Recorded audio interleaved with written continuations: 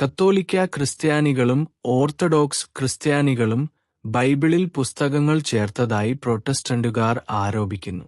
എന്നാൽ വാസ്തവത്തിൽ ബൈബിളിൽ നിന്ന് പുസ്തകങ്ങൾ നീക്കം ചെയ്തത് പ്രൊട്ടസ്റ്റന്റുകാരാണ്.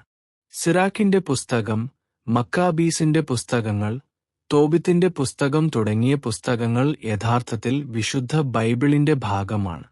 ചില കാരണങ്ങൾ: 1. പുരാതന ജൂതന്മാരും ആദിമ ക്രിസ്ത്യാനികളും അവയെ വിശുദ്ധ ബൈബിളിന്റെ ഭാഗമായി കണക്കാക്കിയിരുന്നു. പഴയ നിയമത്തിന്റെ ഗ്രീക്ക് ഭാഷയിലേക്കുള്ള പുരാതന ജൂത വിവർത്തനമായ സെപ്റ്റുവജിന്റിൽ ഈ പുസ്തകങ്ങൾ ഉൾപ്പെടുത്തിയിട്ടുണ്ട്.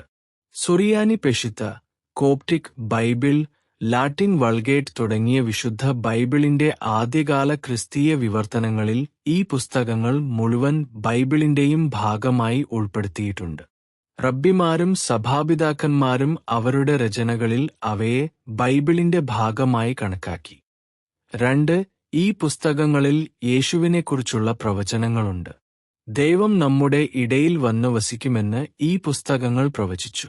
ആളുകൾ യേശുവിനെ കുറ്റപ്പെടുത്തുകയും പരിഹസിക്കുകയും ചെയ്തപ്പോൾ അവർ ഈ പുസ്തകങ്ങളിലെ വാക്കുകൾ ഉപയോഗിച്ചു. യേശുവിന്റെ ഉപമകളിലും പഠിപ്പിക്കലുകളിലും അവൻ ഈ പുസ്തകങ്ങളിലെ വാക്കുകൾ ഉപയോഗിച്ചതായി നമുക്ക് കാണാൻ കഴിയും. പൗലോസും മറ്റ് അപ്പോസ്തലന്മാരും ഈ പുസ്തകങ്ങളിലെ വാക്കുകൾ ഉപയോഗിച്ചു.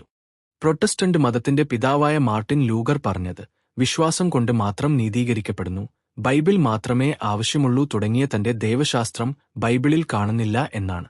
കൂടാതെ ബൈബിളിൽ നിന്ന് തന്റെ ദൈവശാസ്ത്രം കണ്ടെത്താൻ കഴിയാത്തതിനാലാണ് താൻ ഈ പുസ്തകങ്ങൾ ബൈബിളിൽ നിന്ന് നീക്കം ചെയ്തതെന്ന് അദ്ദേഹം തുടർന്നു പറഞ്ഞു. അദ്ദേഹത്തിന്റെയും പ്രൊട്ടസ്റ്റന്റുകാരുടെയും അഭിപ്രായത്തിൽ പ്രൊട്ടസ്റ്റന്റ് മതത്തിന്റെ അടിസ്ഥാന സിദ്ധാന്തങ്ങളിലൊന്ന് നിങ്ങൾക്ക് തിരുവെഴുത്ത് മാത്രമേ ആവശ്യമുള്ളൂ എന്നതാണ്. എന്നാൽ മാർട്ടിൻ ലൂഥറും പ്രൊട്ടസ്റ്റന്റുകാരും അങ്ങനെ ചെയ്യുന്നതിനു പകരം ബൈബിളിൽ നിന്ന് പുസ്തകങ്ങൾ നീക്കം ചെയ്തു. അതുകൊണ്ടാണ് പ്രൊട്ടസ്റ്റന്റ് മതം സത്യമല്ലാത്തത്.